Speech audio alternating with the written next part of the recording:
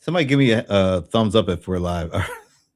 Because once again, StreamYard doesn't. Anyway, nevertheless, it is Friday, slightly after noon on the East Coast here. You know what time it is. Small Biz Breakdown time. I'm Brent Leary. I'm like the moderator, the guy that kind of keeps things going. Yeah, that's my role. So very glad to be here. It is friggin' 18 degrees when I woke up this morning, but that's okay because currently, as you can maybe see, I'm all ready to go for cold weather. Football's coming up, the playoffs, Sunday afternoon, 6:30 Eastern. My Rams take the field at Soldier Field. So I'm in the process of getting ready. It takes me several days. The beard, yeah, the grizzly beard is already ready. I'm not wearing my usual cap. I'm wearing a skull cap, but nonetheless, it's still the right brand. All right, so I'm all ready.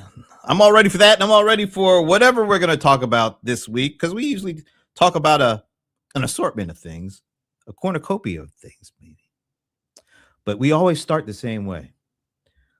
All the way out west, from what I hear, it's actually pretty good weather there.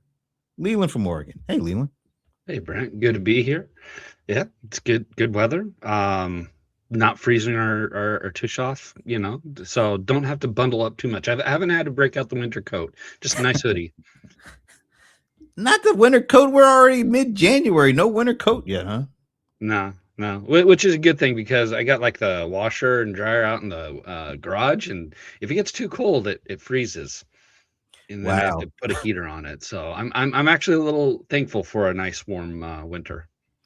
Let's see if it's just as warm, although I bet it's not, in one of those areas we like to call the heartland of the United States of America. Gary, Indiana, home of the Jacksons. Little Michael. And Janet and all the other ones. Latoya, can't leave out Latoya. And Pierre. Hey, Pierre, what's up? Hey, good morning, and hey, everybody. Good to be here. And I am just to say, even we're close to the Bears, so I know I was very careful not to troll about the Bears that have a cap on. However, I do have a little bit of the orange from the colors, and I think a little bit of the blue if I can see myself. So. A little bit, but not that much. and plus, it's cold. It's too cold to troll. I'll say that. Yeah. So it is very cold. But I'm hoping that we add a little black to the blue tomorrow, Sunday, when it comes to the game. Although our track record of Rams winning games under 20 degrees is not very good. So I'm just telling what to do the same thing for the yeah. Moving right along from Gary, Indiana, it's time to move the hell out of there. Look who showed up. I thought for a minute we were going to have to go all the way to our nation's capital from Gary, Indiana. But no, we are able to do what we usually do, which is make a nice little stop. I was going to say a pit stop, but no, we like being in magical, mystical Medina because that's where the one and only Evena Taylor is. Hey, Evena. Hi, everyone. I have to admit something to you guys. I was sitting in what I thought was the green room and wondering why and what was going on until I realized that I did not press the button. So, yeah, I have been here patiently waiting. We were wondering what was going on. We were actually getting ready to put out an all points bulletin. But by the time I am here to brighten your day. That's all that needs to be said, folks. Really, that's all that needs to be said. We're just going to keep it moving because we actually have a full show today because everybody is here. That means we actually do not bypass our nation's capital today because Mr. Smile is back with us, Shashi Bellamkonda. Hey, everybody. Glad to join you from the capital of the world, which is moving in that direction even more nowadays. Wow. Yeah. Ask the folks in Greenland. Speaking of worldwide capitals, I think I'm going to get this right. We traverse our way to New Jersey, where that is I think, the home of the vacation capital of the galaxy, actually. Because that's where Ramon Ray is. Vacation capital of the world. I am here. It's good to be everybody. What a medley, a concorpia, mix of potpourri dish of people, just red and yellow, black and white. Amazing. Glad to be here, Brent. Oh, no, we have. Oh, yes.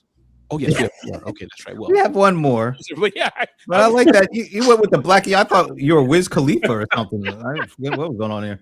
All right. To complete the complete set. This might be a first. Close to a first, anyway. He is the bold one. Some call him the cold one. Well, he is in Atlanta. It is really cold here. And he just had another birthday, so you know what that means. I'm not even going to have to spell it out. He is John Colterice Lost. Yay! Happy birthday. Thank you. Happy birthday. Happy. I know. Happy birthday. That Yeah. is amazing. You made it another year. We're happy.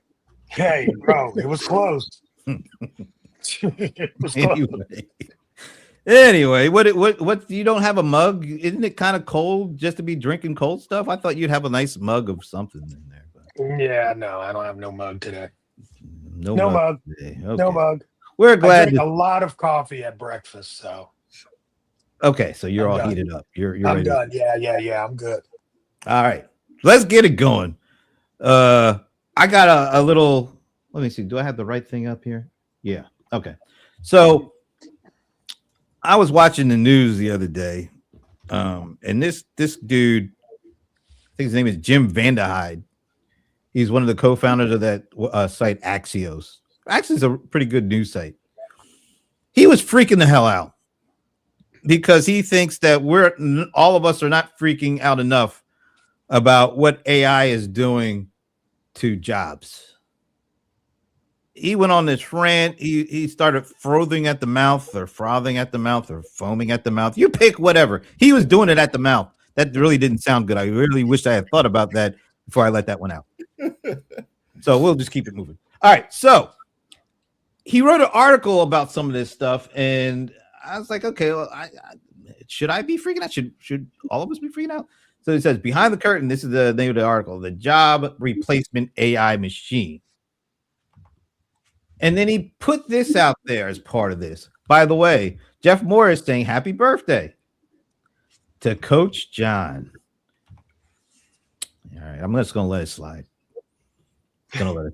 Anyway, so here's something that he said. Elon Musk in a new Moonshots. By the way, I like that Moonshots podcast. I don't know if you guys check it out, but I really like it.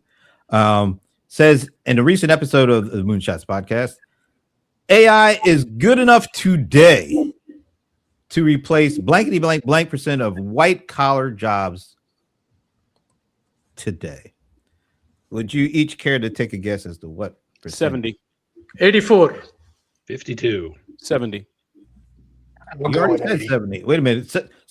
Ramon, you said it twice, right? Yeah, I don't know if you heard me. So because you acknowledged Shashi like you always do, but me, you just kind of just like I was. I didn't acknowledge anybody because it was rapid fire coming at me. I mean, it was like 70, 84, 42.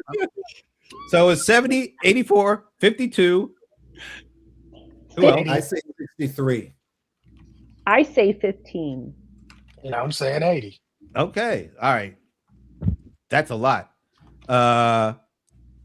Wait a minute. Who you guys got tomorrow? We're not to the sports part of this yet, but thanks for hanging in there with us. So wow, you guys came out quick, fast, in a hurry with those. So let's get to it. I was completely different. You were. Well, you always are. In a good way. I meant that in a good way. All right. And guess what? You're the closest. Wait a minute. Yeah. No, you weren't the closest. I thought you were the closest. 50%. So Leland. With 52, I think you said, right? 52%. Jeff Moore. Well, Jeff, we'll put it up there, but guess what? You're wrong. That's okay. Thanks for playing along with us. 52, half. Are you guys surprised at half? Some of you are like way out there. 80. Somebody said 80 something, right? These are just guesses. I mean, it's not some study. It's he saying what he thinks. So 50 to 75 to me is about the same. It's not. I mean, who would think 15? Nobody said. Oh, even have said that. That's right. Sorry. 20. Let's put it like this. It'll be closer to mine tomorrow. Yes, I agree. Yeah. Tomorrow. What are you, little orphan Annie? We going tomorrow? No, I'm just Answer saying. tomorrow? I'm just saying that if we're at 50 today, Yeah. tomorrow it could be 80. I mean, it moves. It's that moving quickly that now. fast. I think it's going to go lower Okay, because it could be these, day after tomorrow, but I mean, these it's moving guys, very rapidly. I Very. think these guys are talking out of a Ooh, place an orifice? where they have not Oh. sat down to actually do any of the things they think it's gonna do Yeah. or that it does. And I don't even know what is up with my chat GPT. It's having a bad week. It is just saying some of the stupidest things. It is being more stupid today than it was months ago. That just means they're updating it. So that means ChatGPT 5.5 is about to come out. Oh, well, because it is just so bad. Yeah. How bad is it? Oh, sorry. I should have had one for that. No. Yeah, I just think these people are talking about stuff they have not done. And John, again, we keep talking about how we're in a bubble, and we are in a bubble. You got to understand, most people are not, and I think most leadership is in its own kind of bubble. Yeah, but you're here. Look at who we're talking about. We're talking about Musk, right? So the deal is, first, Musk is not using ChatGPT version 5. Musk is probably using a version of AI that's at 8. So that's, his reference is not the same reference that the average person's is, right? So there's things that are going on that we don't know about. Militarily, AI, there's AI that is so much higher up than we're publicly used to. And then that's A. And then B, ChatGPT is just a program that actually runs on AI. It's not AI itself. ChatGPT is a chat bot that was placed on top of an AI infrastructure. So what we get is public facing. It's not the real full version of AI and what it can do and what it's doing. I'm telling you right now, there are AIs that are running, doing job descriptions from end to end, not just copy and paste after I ask a question. Hey, John, let me ask you a follow up, if I may, Brent. What do you think? Is it fair to say, like, the whole thing with the Grok putting the nude pictures on, the real people, things like that, we laugh at that and that's whatever it is. But the point is that, are you saying that there's versions of that they're using that have no throttle, kind of like a fancy car, that they're taking out the restraints, the airbag, all that, so you can do stuff that we can't do? That's what I'm hearing you say, is that only probably due to licensing and rules and regulations, the future stuff is not there, but it's already ready. Once that get through checks and balances or whatever, they're released. That's just another thought. I don't know if that makes sense, what I'm trying to say. So go ahead. I was going. Oh, go ahead, Shashi. Yeah, I was going to say two things. So number one is, like, the public always tests AI in a way that they seem to want to break it, right? Like the same technology that is causing these fake images can actually be used for good. Science, looking at people's eyes and actually being able to say, like, hey, you're likely to develop cataract in the next 3 months, right? So that technology can be used for good or can be used for bad. And unfortunately, they've started using it in that way. The second thing is, I think I buy the 50% figure simply because he's already proved it. He divested X of almost 50% of the staff. Everybody thought it'll crash and burn, but it didn't. In fact, it's become a good learning, learning way for XAI now, right? That's why they're able to do that. Those are two things I wanted to add to this conversation. Yeah, I want to add something if I can too. I think part of this is, I get the high figure, but you also got to listen. This is Musk, and the fact that he has an AI that he's trying to have people use, which is like XAI, doing that with Grok and that type of thing. There's sort of he has a vested interest. Yeah, very vested. Very vested. I don't think I think this is. I understand everyone's saying. You know, I think people I agree with Ivana. I think people are spitwadding their own little number out there. But I think as context engineering takes off this year, I think that's where we're going to see a little bit of friction that might slow some folks down. People are expecting high returns. They're expecting, immediate, like, oh, we stick this AI and we're going to get all this productivity. But right now there's a real struggle about what the productivity is that you're getting. I mean, pretty much everything that you see is pretty much dealing with content at some level, and not every piece of productivity in the world is just around content. So I think we're going to see we're always going to see a high number, but I think there's going to be a little bit of a difference between what people are thinking it's going to be versus what the reality is. Just to circle back to what you asked about, Ramon, one thing Thank you, John. Thank you. Well, just one thing people don't recognize or realize is AI has no throttle. When they train AI, they add the throttle at the end. Right.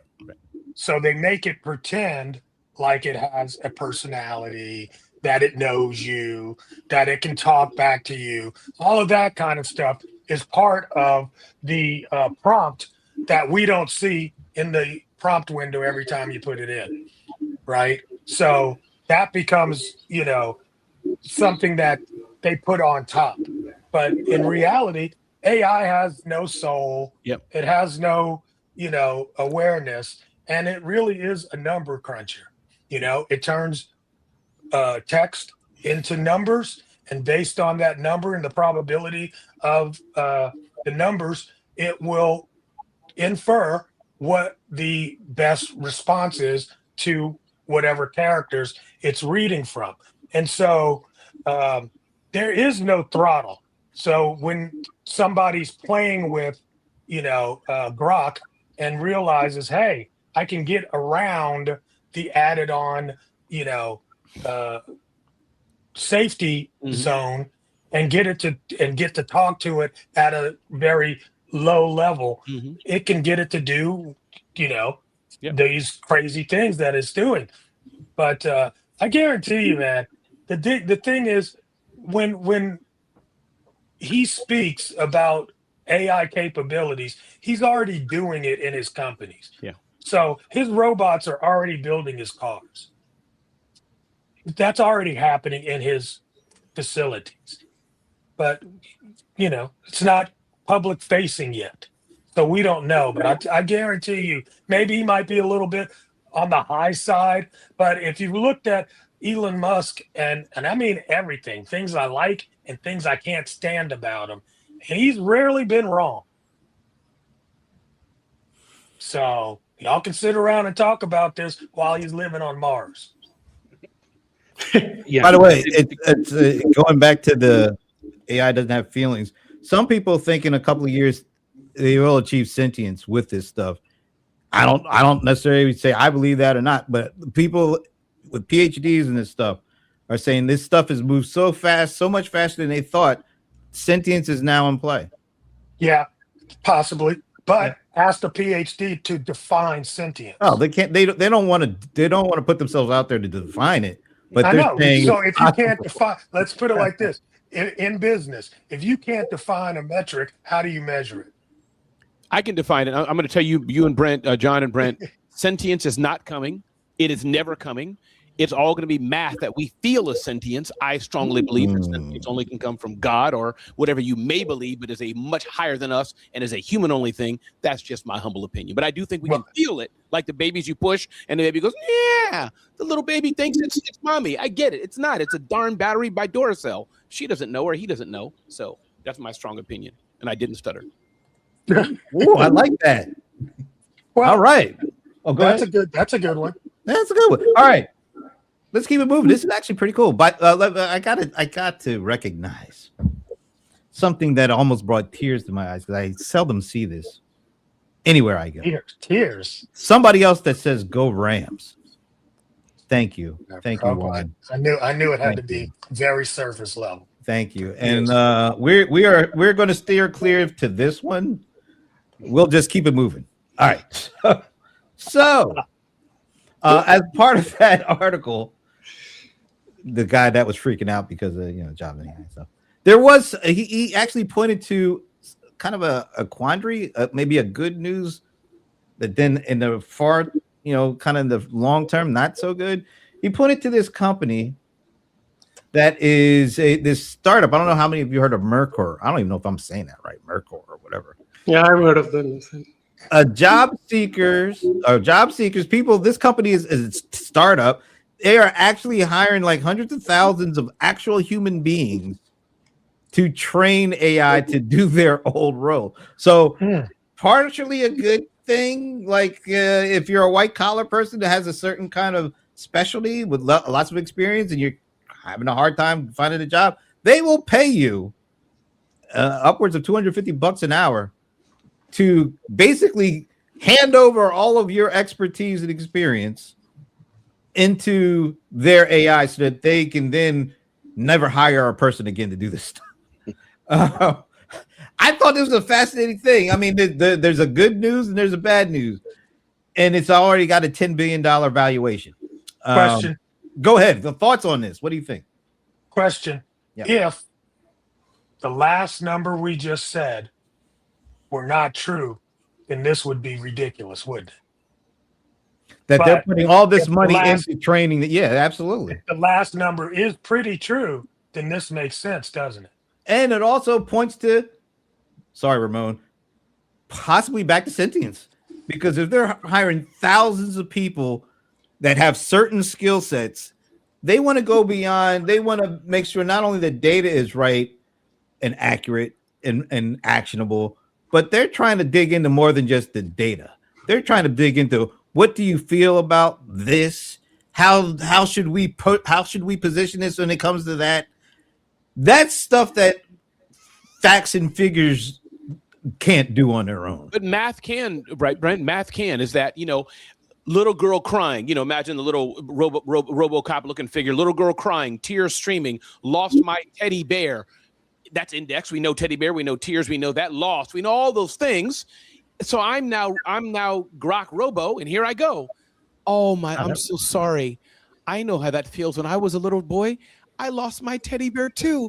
Oh boy, but don't worry. At the Ritz-Carlton bar, we have another one. It's free for you. Not the bar, Ritz-Carlton Child Exploration Zone. We have one for you. Here's a new teddy bear. That's not sentient to the thing we're saying. That's just math. Okay. Yeah, but that's a very kind of high level generalized thing. They're not hiring these folks for general stuff.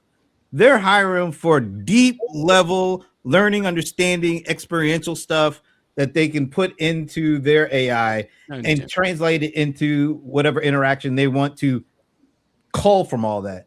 That's I think a deeper part going there. Go ahead. Hey, I'm gonna throw a bomb at Ramon's understanding of sentience and mathematics. It's a figurative bomb, folks.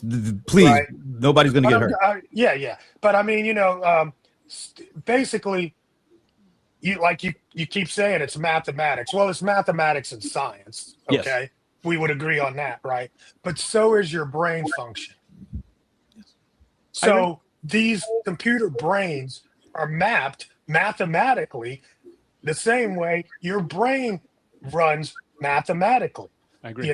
So all these things that bring sentience to us as humans really come from mathematical functions that happen in our brain. Let me say one more feedback, and then we can move on. Again, I would love to hear from Evan and Elon and others. I don't want to dominate it. I mean, I do want to dominate it, but I can't. I'm about to say words and actions. You not stutter. And then I'll bother you. I know we save time. Other 30 minutes, y'all talk.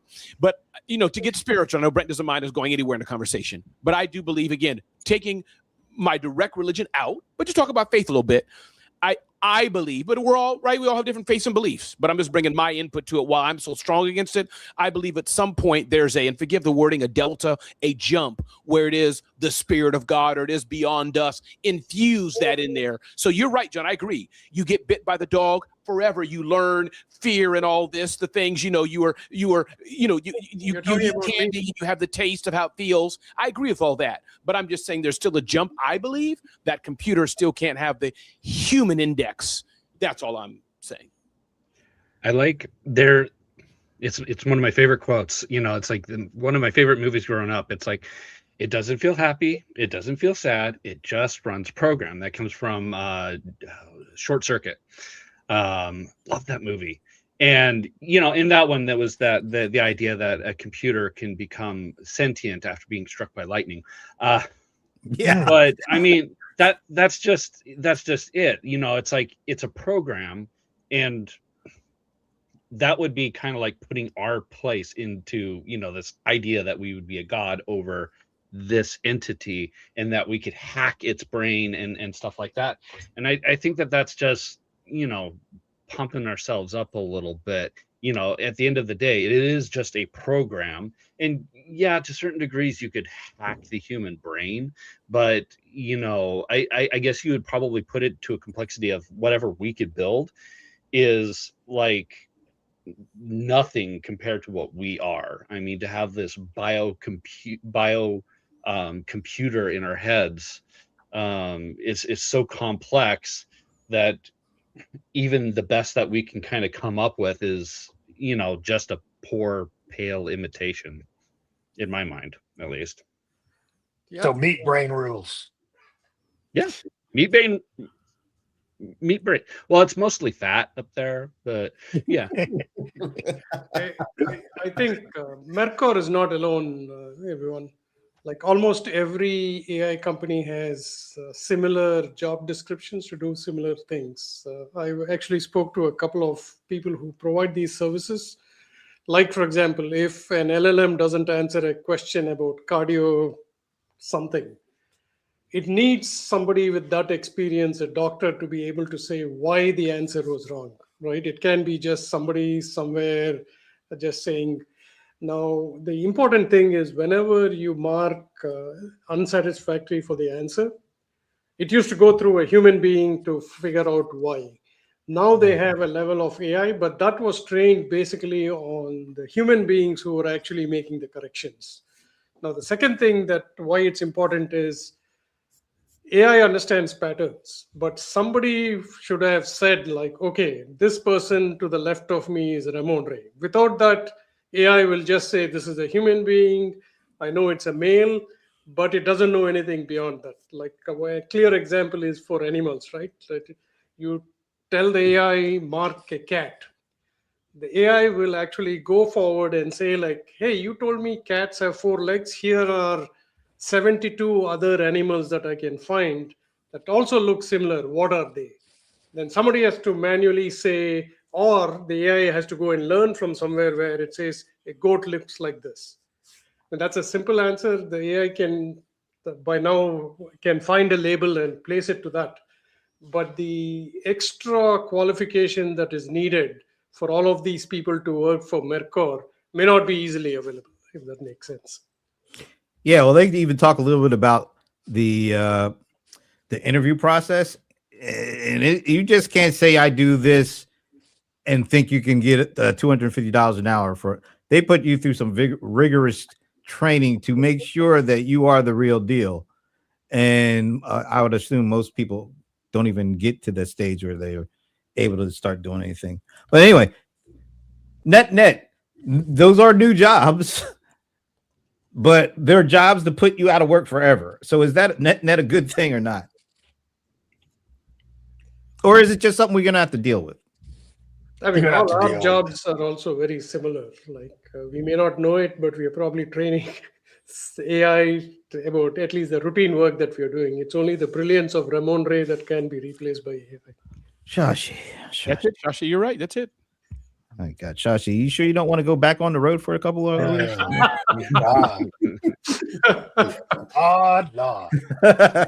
All right. Let's go in a completely, slightly different direction. I don't know if you guys saw this or not, but Google put out this. I'm trying to find it here. I'll show it to you in a second. It's 2026. Now this should be right up even as alley. 2026 marketing predictions. 10 industry leaders on what matters this year. You want to take a shot at some of these? I show you what they're saying, and if you believe them or agree with them or not. Yeah, I'd be really serious. I've been looking at these things and I'm starting to feel like the grizzled old lady, like this old lady Taylor, man, stay away from her. Okay, well, I wasn't going quite that far, but all right, we'll take a shot at some of these. I mean, so I'm going to bring it up on my screen now, and these are people that have legitimate like titles and cachet. So Lorraine Toohill, I don't know who she is, but she is the CMO of Google. So Oh, in and itself, that should be qualifiable there. All right. So she's saying in 2026.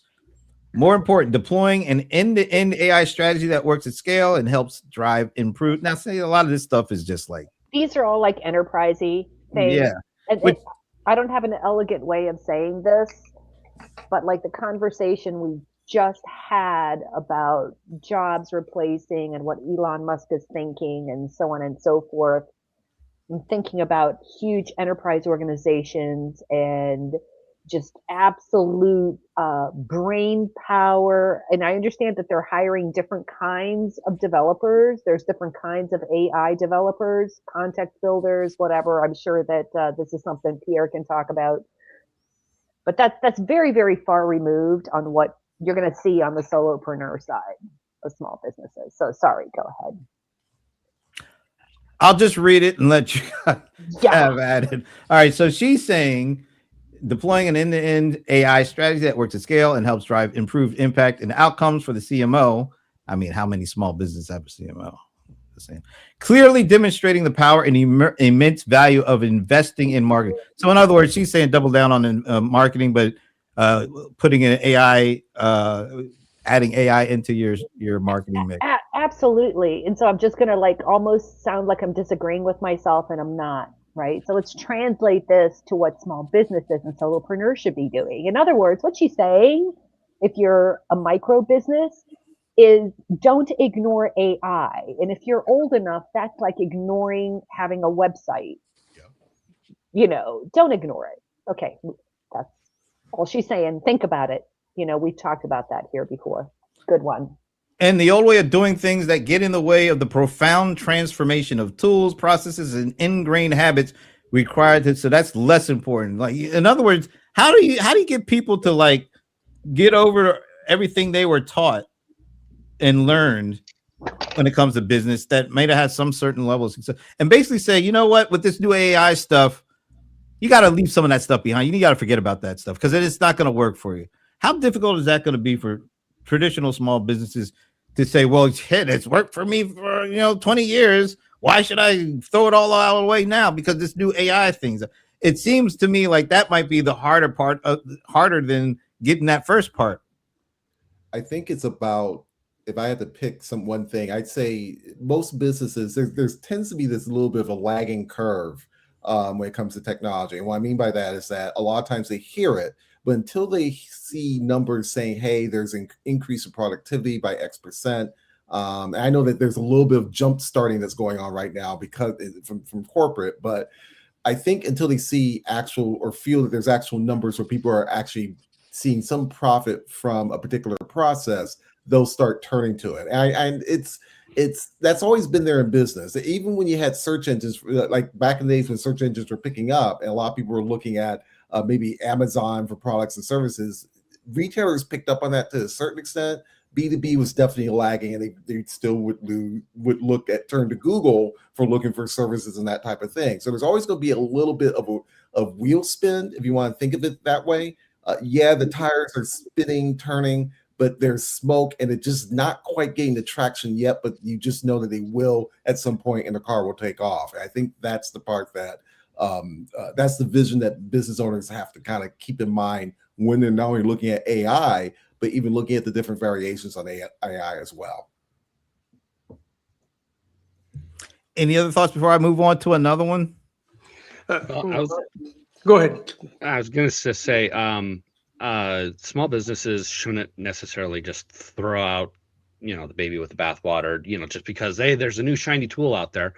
But you shouldn't necessarily just say, no, I don't want to use the new tool because I got this new old thing that keeps working. It may take me 20 hours a week to be able to do this thing.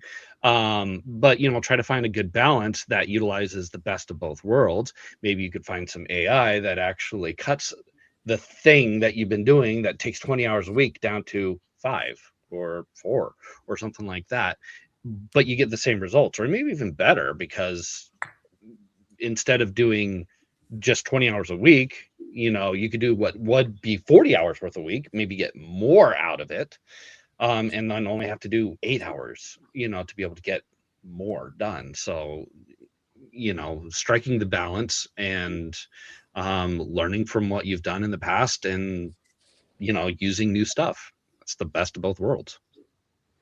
Yeah, I think I wanted to say something very similar to, like, instead of worrying about like, hey, do I need to change everything in my business? No, I mean, start with what is the biggest problem that you have, and then decide if there's a new tool out there that's going to solve that problem for you. For example, I think restaurants, employees are always like, they don't get enough resources in the kitchen and things like that. So there will come a day when they can actually have robots working in the kitchen for things that were repeated and they didn't find people to do that, right? So instead of saying, what do I need to do tomorrow? I'll say, like, what are the problems that you have today? And then we can solve that. That should probably be the way small businesses should think about AI. Cool. All right. I got another one. I'm gonna go to Mr. Ray to kick this one off, because I know he knows a lot about branding. So let me pop this up and pop so you can all see it. All right, now Joshua Spanier, VP of AI and Marketing Strategy from Google. So he passes the test for able to talk and people listen. All right. More important, 2026 is about the power of and. Retire brand or performance. In 2026, it's about brand and performance. Who's gonna actually disagree with that, right? I mean, are you seeing a lot of people just have disconnected discussions about brand without actually measuring how those conversations or that content, brand content, is working? Is that something that just happens a lot in the small business world? Like, everybody's talking about brand, but are they actually measuring the effect of all that talk? Ramon, I think two things. Two things. I think one, Brent, I struggle with this myself, in that I can easily get caught up in the vanity metrics. Ooh, I had clicks, I had this, that, or the other. So one thing I'm doing myself personally as a small business owner, I am doing my best to measure, is this really working? Yay, my video got 15,000 views that I paid for, but who bought from it? Things of that nature. So vanity metrics. That's one. So I do think, but I invite my peers to see what they think. Vanity metrics can be an issue. I do think, number two, though, the smarter, and we've talked about this over time, those businesses with the right mindset, a matured mindset, we have to learn to not just look at vanity metrics. So who'd you say, Joshua? I think he's right. Brand. But now what is it doing? And the third thing I'll say, having said that, I was talking just yesterday to the VP of branding and a huge title at Square, Blocks company. Square, Ebun is her name, EBUN. And she's the brand experiential person. We talked about branding. We talked about the speeds. We talked about feeds. But guess what? She's dialed in on numbers. She talked about this, how many retailers, how many stores, this. So I hope I'm answering it. My point is, I think he's right. Brand's good. But I do think the smarter companies, the only way to have a conversation about brand is in some way to know what's the value. And I'll say one more thing. When you think of FIFA, which is coming up, right, in to USA and otherwise, companies are spending millions on it. I'm sure they're in some way measuring something, sentiment or something they're measuring with it. So I hope that was helpful, Brent. Anybody else before I go to the big guy? Okay, go ahead. I agree with Ramon on the point about the vanity metrics, but it also points to a larger problem as well, too. People have heard of entrepreneurship and personal branding. And a lot of times, while there's nothing wrong with that on the surface, it starts to get to a point where branding is supposed to help you remember what the product or service that you offer. Mm-hmm. And what's happened is I think over the years, people have started to disconnect certain things to the point where you hear brand, but you really don't remember what the person is supposed to be for, what the business is supposed to be for. And it's a challenge. I think now the new things are helping us to kind of circle back to that. I think Ramon is right in that. You see, I'm giving a lot of credit to Ramon. He's got to get that credit. But he's right in that a lot of the clicks, a lot of the visits, you need to tie that to. I mean, there needs to be talk about visits to conversions, and you need to talk about segments or customer segments within your data. That's a big. I think most people are starting to figure this out now. But you're right. It is a challenge where people think of brand. I think part of that was just because they confused marketing and sales and blended it together and say, okay, brand, remember me, but we're not. If I don't remember you for what the product or service is, that's a problem. It means you didn't really think through and what your strategy is or what it is that you really want your customers to resonate with you about. The important word from the quote is "and," because traditionally, just like what Ramon and Pierre said, people used to think, hey, I'm in charge of brand. And then the rest of the company says, hey, where's the revenue? We spent like $1 million on brand, but new customers are not coming in, right? So measuring both by only one metric, which is what difference did it make to your revenue after you spend this money? Not necessarily how many views we had, how many likes we had, or how many website visits. Did it impact your business or not? So that's the "and" part that I took away from that. And it may not be more sales. I just want to remind, I think we forget about this. One of the reasons that people invest so much in brand is that having a solid brand that consistently delivers on its promise allows you to have more pricing control. Yep. It allows you to raise that price and create whatever that means, more value, right? So that's the reason for the investment. Does it allow us to maintain our price and ultimately increase our price, not just get new customers? I always said brand was what people say about you when you're not in the room. That used to be a measurement of your brand. But traditional methods of branding used to require a manual analysis of customer feedback. It was tedious, it was slow, and it was kind of, like limited, right? But AI and social media today now makes it able for you to process conversations in real time. So simultaneously, I can see if my brand is moving in one direction or another. Like, I'm just trying to remember what happened with the other day with Verizon. The outage thing? Right, Verizon's outage. They had to make a statement and make some moves very quickly because they could read the comments in real time that were happening and seeing that sentiment and analysis by using AI right away. It's like, look, this is doing brand damage. We couldn't even do that before. It was impossible to do that in real time. So I definitely see that there is an action along with branding that we didn't have before. Before you put up the billboard, No, go ahead. Finish. Please continue. Yeah, I mean, before you put up the billboard, people would get, the brand in their head, but you couldn't measure that the way you can today. I was just curious, John, do you think they handled it well? I mean, I don't want to sidetrack from this discussion of brand and performance, which I think is important, but I don't know if y'all saw it. If you didn't, they said $20 for whoever. I don't know if it's for all customers, business, whatever, but $20, and they said we own it. My vote, and I'll just say it before I hear what y'all think, I think it was good enough. I mean, what more are they going to do? This technology fails, that happens. Mistakes are going to happen. Tomorrow's going to be T-Mobile. We know this, and I think saying, sorry, we screwed up, $20 for all of you, I think it puts it to bed. That's my 2 cents. Anybody disagree, though? Taking ownership is a lot. Yep. And a lot of people don't do that. They would have pointed to, oh, well, our servers got hacked and blah, blah, blah. I think that works. Yep. We'll see. Yep.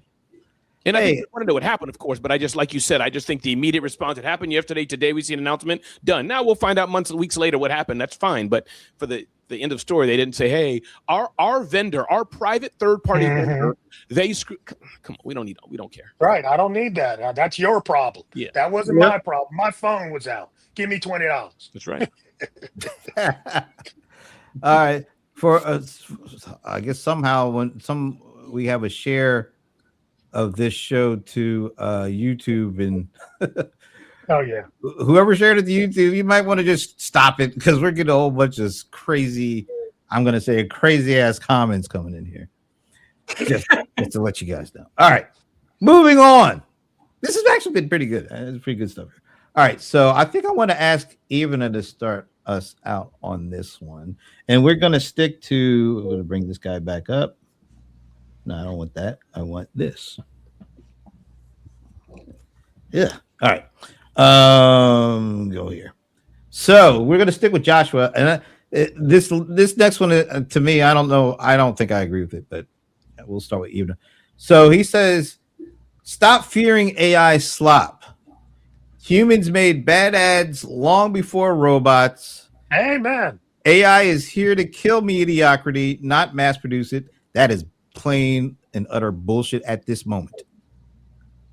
But I digress. Less AI panic, please." What do you say to that, Ivana?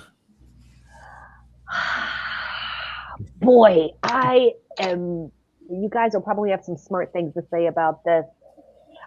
I do think that what I'm loving about AI's impact on marketing and copy and all of these things is that it is forcing all of us to be better thinkers, to think deeply, to think critically, because remember, John and Ramon already did a wonderful explanation of what's happening with AI. All of you guys, it is math and it's predicting, but there is something truly, truly critical. That's what I think is going to come through. So I don't know if I'm agreeing with that mediocrity statement, but there's something about that resonated with me. The more we see AI, the more savvy and the more able we are to sort of look at something and go, God, that's AI. I think that's AI. I don't trust it. I feel like I'm doing way more work when I don't want to be. Meaning, as I'm going through my Facebook feed, as I'm going through just about anything, I am exhausted because I have to triple, quadruple check absolutely everything. It's no longer entertaining. So I don't know that we are overreacting or anything. I do think that it will make us better humans eventually, after the slop. Can I just say a little something on that? Because I kind of didn't think about it the way that you came at it, but I completely agree in terms of I question everything I see now because I'm not sure if it's real or not. I don't think that's necessarily a good thing. I want to know when something's real. Because if I'm seeing something that like people make up all sorts of crazy stories and use AI to tell them. And I'm always looking like there is something that posted a picture of, they're telling this story about Martin Luther King, and they had and about his family, and they had this beautiful image of him and his wife and his 2 daughters and a son. And I thought, well, where's the other son? And then I read more, and it's like this is an image of all of the King family that has already gone and passed away. I'm like, now I know this is bullshit because they had 2 daughters, and Bernice, the young one, is still alive along with Martin Luther III. But it looked great, and the story was touching, and it was utter bullshit. And I'm having to look at all these stories that look like they're like very heartwarming, and then I realized this ain't real. That's what people are using this stuff for. Maybe it should be AI should be here to kill mediocrity, but it damn sure isn't doing it yet because there's still a lot of mediocrity thinking people out there using AI to spin their mediocrity and accelerate it and scale it up. That's what I see more than I see it being here to kill mediocrity. And Brent, I'm saying more and more. It just happened to me twice. They were good-hearted, trying to be funny. Two event people, because I fly around the world speaking at the best events, biggest events in the world. Paid a lot of money to do it. You know what I'm saying? So they sent me flyers, AI generated. I'm saying no more and more. I get it. It was funny after a while, but when I see my face on their flyer, that doesn't quite. I said no. I'll send you images, or me singing, "Hey, come to the event." La la la la. I'm like, no. If you want that, I'll just do it. So, meaning to your point, it's not like some Matthew McConaughey who licenses his image. Yesterday, I saw some press release, but more so, I'm just saying, nope. Let me send you images. It looks cute, but now I don't want to have Ramon Ray looking off and all this. It just no. I'll send you my image, my real photo. Yeah. I think go ahead. No, you go ahead. I was going to say, I think the concern I have with the comment about the AI slop that came up is that I think we should be always proactive about what it is that we will accept versus things that we know are not good for us, or things that aren't really, or things we should be cautious about. And being security minded is not something that collectively we as human beings have always done. We do it for little things like lock the door of our house. If you get into your car, lock your car, things like that we can kind of physically see. For being online, there's always been some caution, but I think trying to not understand AI slop, I think is a bad idea, because the line, the benchmark is being moved, the goalpost is being moved. Think about this. A couple of years ago, we were worried about pictures where we have multiple fingers, showing up, or hands that aren't quite, clasped together. We can look and go, "Oh, that is AI." Today it's a little less so. We have to kind of keep up with what it is that creates AI slop. And I think even in content, there's things I think you could do. I think as a business owner to watch out for in terms of written content, to make sure it's not AI slop. Things like, saying that, wording that seems too straight-laced, things that are not really described, that seem too commercialized in describing something that may not fit the tone of what you're trying to do. I think there's little things that you have to be keeping in mind as you use AI to figure out what is AI slop versus what is AI right. So that way we are being productive, which is what AI was supposed to be doing. What the difference is for what is for quality work that you need to see. I think that part has to happen. Yeah, I was going to say that I agree with you, Pierre. You have to deal with it in two different ways. The slop is mainly non-business use, where people are trying to create fake things, and that was there even before AI. If you are good at Photoshop, then you did it anyway, like the last few years has proven, right? Like, you see a headline as if it's a actual newspaper, but the headline is fake and the newspaper is fake.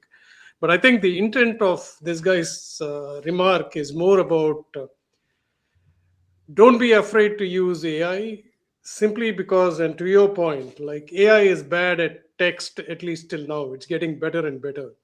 So you will invariably, if you want to have image and text together, you'll invariably find some typos in the text.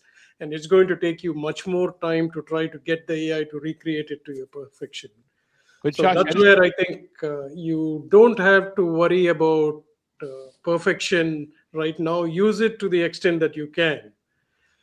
For example, for my own Talking Headless show, when I was trying to use AI, it was really horrible. So I had to ask Brent for help, because it wasn't, even though I said, like, this is the format, this is the template, just take these pictures and put it there, it wasn't doing a good job. There'll be some time when I can take it off Brent's plate and say, like, do exactly this, right? So till then, I think the message is, don't be afraid to experiment on non-critical things. Hey, I agree with that. Go ahead, Ramon. I'll follow up. Okay, I was going to say, I just want to say, regarding the slop, I just want to say, you mentioned Adobe and stuff. Back in the day, which was only a few years ago, you had to pay for somebody to have expensive tools. That's what I want to say. So the slop is increasing because everybody can do it as cheap with one button. Brent, go ahead. Mm-hmm. That's actually exactly. Thanks for putting this that is in there. this is human behavior, and it happens on all levels. The fact of the matter that AI is a $20 tool, and it has removed the barrier to entry. Yeah. All we're seeing is a reflection of humanity. Exactly. So It's not all a of pretty this- reflection all- either. No, it's not. But all the outrage, over quote slop, which is something somebody just made up. That's what we're going to call it, AI slop. What is AI slop? It's a lot of the stuff that I just talked about that we're all getting. Right, but I'm saying, it's nonstop. It's unfortunate it's nonstop because, like you said, it's because it's allowed this technology. Once again, it's the technology is not the problem. It's the humans using the technology that's the problem. And so it's human slop. It's AI assisted human slop. AI makes it go to more people in a shorter amount of time. It's just going to be a business social media. opportunity. It's going to be a business opportunity, just like spam created, spam filters and all of these things. Someone's going to come up with something. Wasn't there conversation about that too? That there's like a watermark or something. There's all kinds of conversation around that. The sort of there is. watermark. Google has Synth ID. You can actually turn it on in your Gemini, and it will tell people that it was created by Google. Yeah, but how many of the hucksters? I mean, They're not going to use it. Yeah, and that's the problem. I think we should be able to get away from AI slop, but we will never be able to get away to it from a certain extent because it's human. Humans are the ones driving, and people are consuming it. If nobody was paying, wait, listen.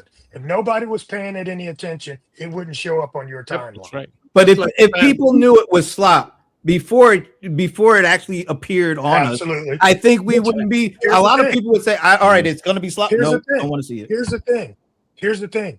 The platforms already know it's slop before they post it. There's already digital signatures that let it know whether or not this is made with AI or not. That's the platform. Already know that. That's the platform's business model. Because the platform's business model. The platforms actually let it be distributed because it keeps people engaged on the platform. And that's because that's the platform's business model, engagement. Correct. They're able to monetize the engagement with ads. So that fits them perfectly. That's not about us. It's about them. No, it is about us. I'm sorry. It's about us. Can I I don't want to go here, but I'm going to go here. Go here. Go here.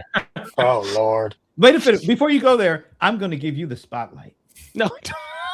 now go all the way there. I should go right there. My friend Shashi Bellamkonda, love Shashi, an amazing person. He's tutored me. Our friends have been together. Our kids have been together. He showed me all he can. But Shashi Bellamkonda himself, he's pushing this stuff. Happy birthday. Hi, Shashi. I'm the king of this. Like he did it for the past 6 months. All I could see in my IG feed was people singing how good Shashi Bellamkonda was. AI all day long. Shashi, this is you. Shashi is to blame, folks. Shashi is to blame, apparently. I got your attention, didn't I, Ramon? You did. It's not just, the average small business or just grifter or something like that. I mean, big companies are putting out AI slop. There was, it was Amazon, $1 billion company, access to tons of money. They decided we're going to take Japanese entertainment. We're going to dub it using AI voices. It was awful. It was horrible. They got panned. They got ripped. You have this action sequence, and you got this, this little girl getting chased, and she's like, "Oh no!" Just wooden. It was horrible, and it was slop. And they put it out there. A human reviewed it and went, "Yeah, that'll work." So it's basically going back to this guy with the AI slop, because it was the guy at Google. Is AI slop from a business perspective? I can't believe I'm saying this. Is that actually a good thing? Because apparently it serves some kind of business purpose, or it wouldn't be out there. I'm going to say, Amazon got panned really bad for that one, and they actually took it down. So but they're going to try it again. They're going to work it. They're going to, make it better, and because there's a business model there for it, and they're going to make it less sloppy, but it's still going. You're still going to hear the AI in it. All right, folks. Oof. This has been one slop-filled 60 minutes of AI. Anybody have a parting thought or two before we end it for the week? I do, because I got to go. I want people to understand that expectations are high on AI, right? Matter of fact, they're at an all-time peak. 2026, maybe early 27, you're going to also see what always follows these kinds of expectations. You're going to see a pit of disillusionment, right? That's So called it's trough, by very the way. Trough of okay, disillusionment. trough. Okay, so it's very similar to what we had in the .com bubble and bust. Same scenario. The only difference between those two, in my opinion, is that there are real capabilities in this tool. When pets.com was talking about the internet, there was no actual capability in it. It was all about what it could do one day. The stuff that this thing is doing right now is saving people, 30, 40% productivity just by being able to do something that took 3 hours to do it in 3 minutes. It's real, but I do see that there is going to be some disillusionment and a pullback. So that's me. Thanks, guys. Peace. See ya. See you, John. See you, John. I'm Happy going to add on to John's comment if I can. Because I like that he talked about the trough of disillusionment. That's always been kind of a term that you would hear for the first movers in technology. But I think now with AI, there's a lot of movers in the technology, and I think we're all going to not only will see that. I think it's going to be I think the biggest thing that business owners should be doing is thinking about the timing.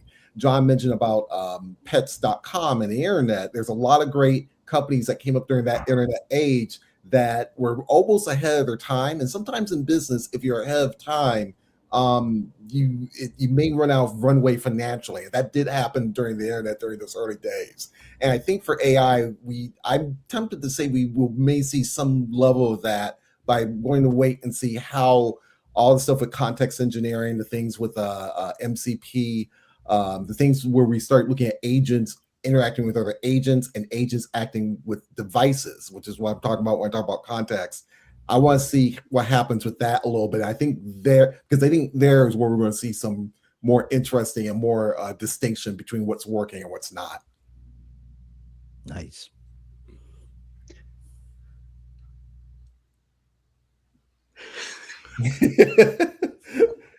Everybody's being very polite. Yeah. Go ahead, Leland. You have something to say? No, it's like it left my mind. You're so engaged in the peers. You're too young for that, man. That shouldn't be happening. I don't know. It's just starting early for me. Chashi, you look like you got something. So Yeah, I've got something. Like I think right now AI is a tool, so it's not going to replace businesses or human beings. At some point, jobs will change, and that'll happen. But the right way to use AI is for assist and not create, especially for small businesses. And for assist is like, hey, they want to tell a story. They're not always willing to sit and type it out. You can actually say, like, here's my story. Can you put it in a nice format and then check it? In fact, like some of the prompts, you can actually tell them, like, don't use anything other than what I tell you. Don't go to the web. Check your work, make sure there is no hallucination. So to a certain extent, that kind of productivity really helps small businesses, especially when they want to tell stories. And they have to keep telling stories. AI is not going to tell stories for them. So that's one thing. Like they can take all their entire like customer comments and say, like, summarize it so that I can put it on top of my website and say, here's what people are saying about it, right? But the bad thing, which I think is the definition of AI slop, is just to say, like, hey, this is my business, go create a video. It's not going to come out well. And one of the things that I learned through what Ramon was saying is to what extent AI will do it and where will it stop. Most of the tools that I used never allowed me to use a brand or even description like that. I had to like literally use cultural nuances and do that. So a 2-minute, not even 2 minutes, like mostly 8-second video. If there is something that you have pictures and you want to create a video from your pictures, I call that AI assist. AI create, I think, is not ready yet for small businesses. And I found it. I okay, remember. excellent. Tell us. There you go. So my thoughts on it are, when you got AI and we got this fear of the bubble, it's like, well, stick with the big companies. Stick with the companies that you're working with currently. Utilize the AI when you're in QuickBooks, when you're in your Adobe programs. They're doing some amazing things with AI. These bigger companies integrating it. Zoho is doing some really good things to really make your life a lot easier. Learn those AIs. Kind of stay away from those smaller companies, because those are the ones that are a bit more risky. I got one of those little lifetime deals to one of those small AI companies, and it started out great. It's utter junk now. It doesn't work the way that it should, and I hate it, and I don't want to use it anymore. And so that to me is where you're going to get the risk. So stick with the big companies. Maybe be judicious about any kind of small pop-up companies, because they may be out in a week, or they may be gobbled up by a big company. And I'm going to wind it up with something not AI. Ooh. I've noticed something, and I'm going to ask all of you guys to put this on your radar. I've noticed in engaging with both large companies and some small businesses that it appears like you are the customer, but you are not the customer. Like, look for that. And if you're a small business, look for all areas of your business where you can focus on your customer. I know it's tempting. You want to be more productive, or you want to be all these things, right? And these enterprise organizations are saying the things that they're saying, and that's okay. Good for them. What's missing right now that humans are craving, and that is to literally get what they're paying for. And there are really only two constituencies you should be worried about. One is your customer and actually serving them. They give you money, you give them something, right? It's either a transaction, like toothpaste, like a retail. It's a service. I'm going to give something to you that you don't want to do, you don't know how to do. Or it's something even more, right? It's a contribution to their lives, right? So focus on that. And then you can use these technical tools to help make that happen. If you weren't able to afford it before, you can use those tools to supplement that. Who was saying that? Assist. That was Shashi. The assist. I cannot tell you how many times that I am hit upon every single day where I am giving some company money and getting less and less and less. It's clear to me that I am not the customer here. The shareholder is the customer. And remember how our system runs. The shareholder is the customer, not you. So if you're a small business, you could stand out like crazy by just finding that one thing that you're going to make customers feel like customers and feel good about giving you money. Because let me tell you, I bought some hummus the other day for my Christmas. It was insanely expensive, but it was the best $16 I ever spent. I felt good about it. I was like, yes, I will give you some money. That's killer hummus. You go, little business owner. Gotta like those little business owners. But I felt good about spending that money. When was the last time you felt good about handing your hard-earned dollar over to someone or something? It does seem to be food related a lot for me. Yeah. It is hitting me everywhere. Whether it's my television or my food or something on a computer, I'm tired of paying corporations money for me to do their job. Well said. Yeah. All right. So I'll just end with I know this is probably hard for a lot of people to believe, but there was a point in time decades ago at this point when I actually used to be a paid developer. Like I got all sorts of trying to cut this thing off. I had all sorts of Microsoft certifications, solutions developer, database administrator, SQL admin, certified Microsoft trainer. object-oriented programming stuff from Rational Rose, all that. I was deep into it. And then I got completely burned out. I was like, I'm just so tired of looking at other people's spaghetti code and trying to fix all that. And I completely walked away, got into the CRM stuff from a non-coding perspective. Been going ever since. Been pretty good. But I have to say, I started checking out Claude Code and Cursor and Gemini, and I'm actually getting back into code, and it's not the coding that I detested by the time I was done. It's being able to use words, like regular words, and not just create content like, well, I call it content with utility, meaning applications. That's where I think the value of this stuff is going beyond kind of the marketing and stuff, but you can actually create things, not just content, create things that do stuff and take little amounts of time and actual effort. I think that's really the gold in where everybody's trying to dig with this AI stuff, is building things without all the effort that it used to be.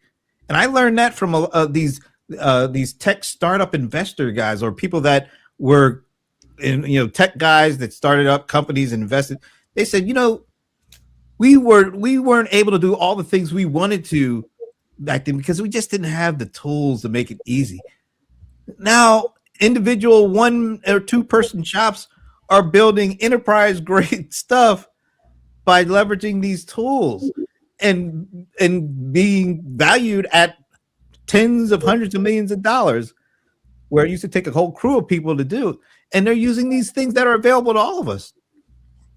I think that's where we need to start spending our time, is how can we build stuff, excuse me, with these tools that make it easier than ever to actually build. Yeah, you can make your content, but you can actually build stuff that does things. Yeah. And I think if small business start really just getting beyond some of the hype and looking at what's going on with these, Claude, the code thing just came out not too long ago, and they actually built a full-blown app using that. And it took like less than a week. So I know I talk a lot about being hard on content, AI, and all that AI slop. But if you can get beyond that, there's AI artwork that you can create on your own that gets beyond this slop conversation, and really, I think, gives you an opportunity to build something that can make you some money, as opposed to creating content where it might get you some views or something like that. Anyway, that's I'm dropping the mic on myself because I feel like that was my best mic drop of all time on this show. I love that. Yep. I love that he shares about himself. That's awesome. And Jimbo Y, though, gotta love that name. Claude Cowork is a game changer. Yeah, I think there's things out there. I think there's a lot that can be done at the small business level. You just kind of got to get past all the hype stuff and go a little deeper. And then I think you'll find some stuff that's worth it. Anyway, we hope that you felt this conversation was worth it. I loved all this stuff. I loved how we kind of went all around the bend with this stuff this week. So thanks to all the good comments. There's some crazy comments out there, and we ain't showing those, but we show the ones that are good. Matter of fact, one last one from Jimbo Y, though. Drag and drop a folder into a Claude Access and give it instructions. Work, go. There it is. So we'll end on a positive note with this AI stuff. And thanks for you checking it out. And hopefully you'll have a great week and see us next Friday. And I hope Thanks. Bye, everyone. Hope the Rams win. Everybody. Yeah.